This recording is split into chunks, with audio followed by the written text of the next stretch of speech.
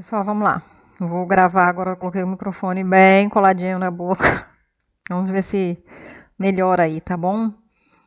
Desculpa, né, primeiramente, mas aqui no meu áudio ele tá saindo normal, não sei o que é que tá acontecendo, de verdade, tá? Mas vou gravar de novo pra vocês.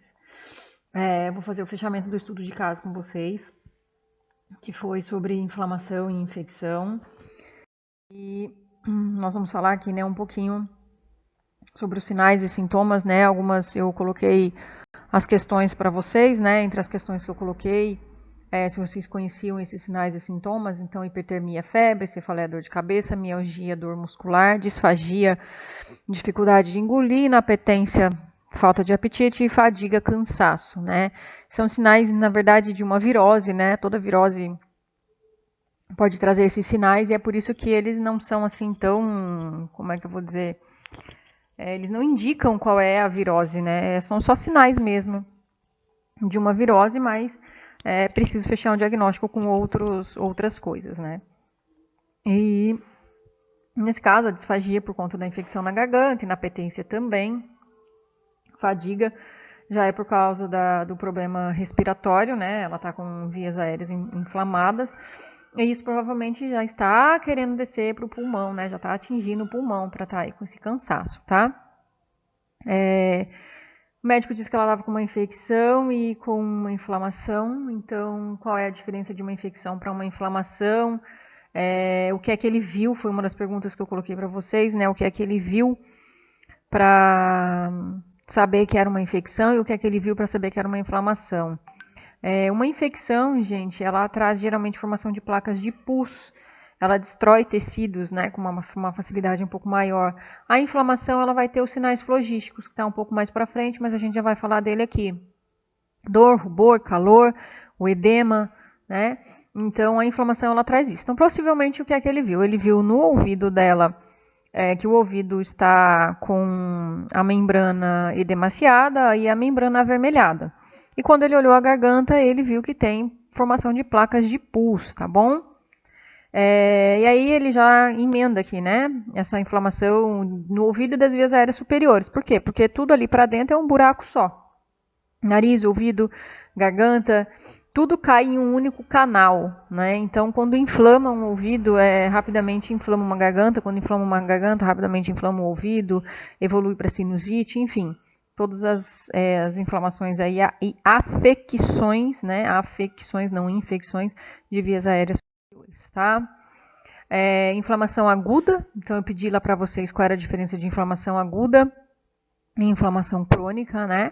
A inflamação aguda, ela é mais rápida, os sinais dela duram um pouco tempo, né? É algo aí dos seus 6, 7 dias, às vezes 10, 15 dias, uma inflamação aguda. A inflamação crônica é aquela que fica, é aquela inflamação mais permanente e às vezes vai até o final da vida, né? Exemplo, um portador de neoplasia, ele tem uma inflamação crônica, porque ele está sempre em processo inflamatório, tá? E aí vem lá, né? Que ele vai combinar o antibiótico, o corticoide e o analgésico. Então vamos entender bem isso daqui, tá bom? O antibiótico e o corticoide. Alguns me perguntaram, professora, por que é que, já que ele está utilizando um antibiótico, então ele não utiliza um anti-inflamatório não esteroide, né? Que são os AINES. Vamos entender aqui, ó. Se ela já está com uma infecção na garganta, ela já está com uma formação de placas de pus. Necessário antibiótico. Beleza, super tranquilo. Como ela já está com essa inflamação, ela está com uma inflamação de um processo infeccioso, não adianta utilizar o AINES. Tá? O AINES ele não vai ter o efeito tão rápido quanto o médico deseja.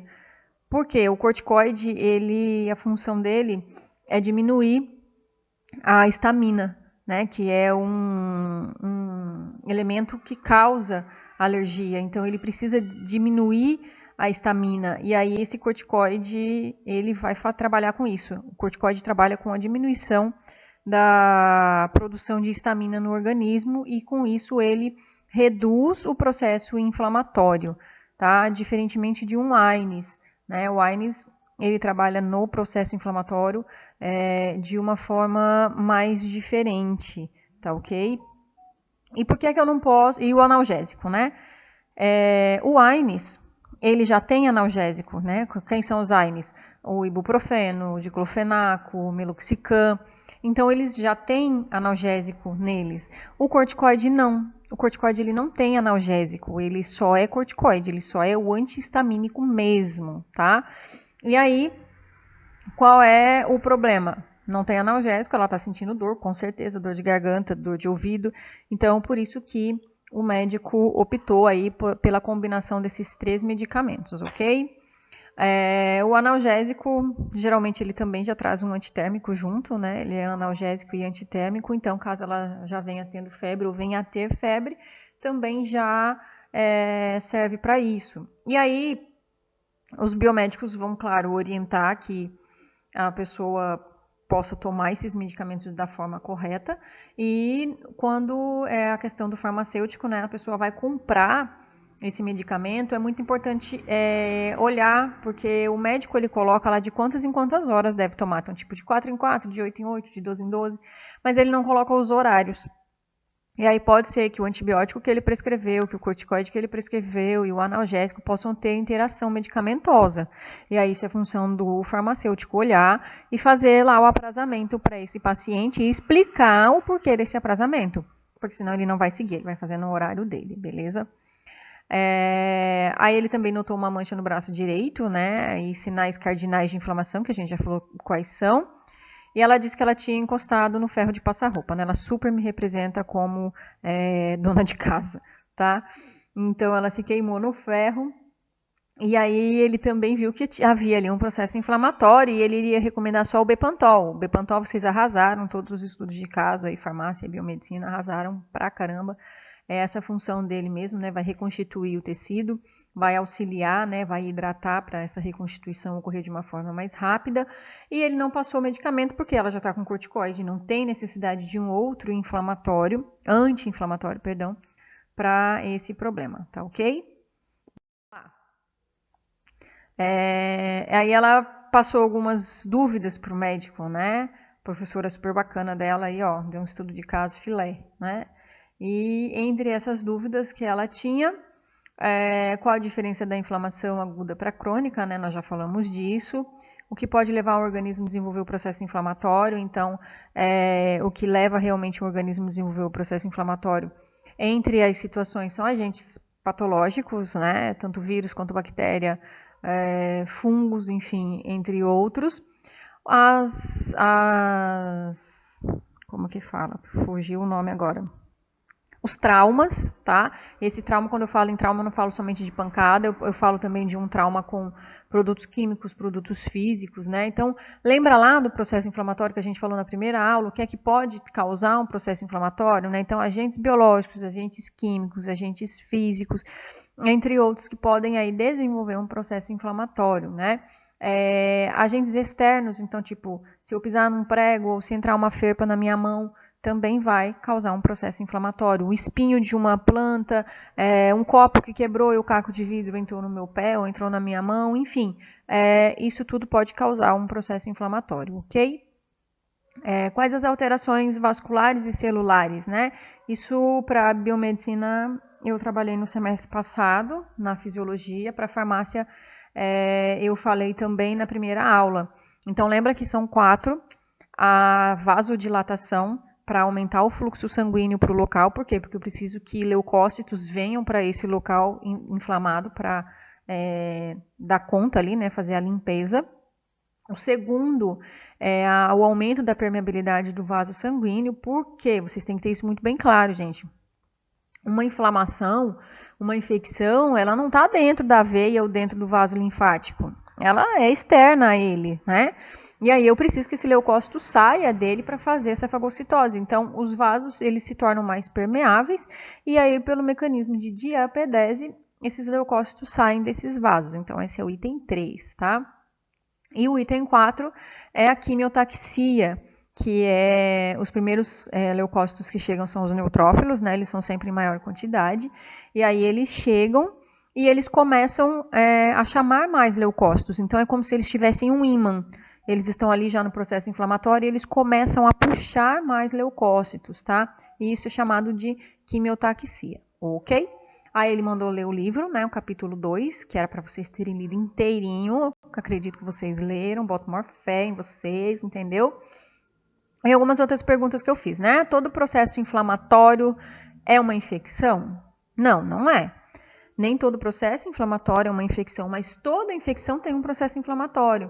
Porque o processo inflamatório ele vai fazer a limpeza, né? Então, se eu tenho uma infecção, vai ter um processo inflamatório ali no local, ok?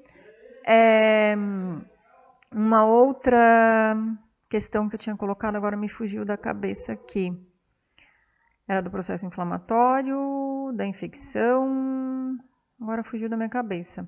Mas, enfim, é mais ou menos isso aqui que eu queria que vocês trabalhassem, né? E o fator social, é claro, ela está com uma patologia que possivelmente é transmissível, né? Uma doença infecto. Então, eu tenho que ter todo o cuidado aí com ela e orientar ela quando for espirrar, quando for tossir, colocar a mão na boca, passar o álcool gel na mão para ela tocar outras coisas, né? Para que ela evite muito contato na casa dela, para que ela tenha garfo, faca, talher somente dela nesse período que ela está com essa infecção, porque ela pode estar disseminando isso daí, tá ok? Gente, eu acho que do caso é isso, foi um caso bem sucinto, né? Faltou um pouco assim de vocês a questão dos exames, vocês bateram muito no antibiograma total, correto, antibiograma, mas teve uma equipe só que eu me lembro, na bio e na farmácia eu não lembro, que citaram o VHS e o PCR, né, também como exames aí para auxiliar na detecção desse processo inflamatório, desse processo infeccioso. Então, faltou esse pouquinho aí em vocês, né? O que eu mais queria que vocês chegassem e vocês acabaram não chegando, que era nos exames. Mas no restante tá bacana, tá? Eu vou mandar o outro vídeo agora com a questão dos exames, tá? Para esse vídeo aqui ele ficar um pouco mais curtinho, um pouco mais sucinto aí para vocês, e não ficar tão pesado de vocês baixarem e de estarem assistindo, tá ok? Do mais, eu acho que é isso, tá? Já peço desculpas, né? Pessoal aí da biomedicina, eu já tinha postado na sala deles hoje. O vídeo ficou super baixo, como eu falei lá no início, não sei o que é que aconteceu. Pra mim ele abre normal, mas enfim, né? Tô aqui gravando ele, gente, eu vou falar pra vocês que é a 6ª vez que eu gravo, porque de manhã eu errei 4 vezes em algumas partes, né? E aí, na 5ª vez, quando eu tava chegando no último slide, o meu notebook desligou. Mas enfim, estamos aí para isso, tá? Espero que vocês gostem, espero que fique fácil, que seja uma ferramenta mais fácil da gente estar trabalhando. Se vocês gostarem, a gente vai estar trabalhando mais dessa forma, beleza? E aí, as dúvidas que vocês tiverem, podem me contatar.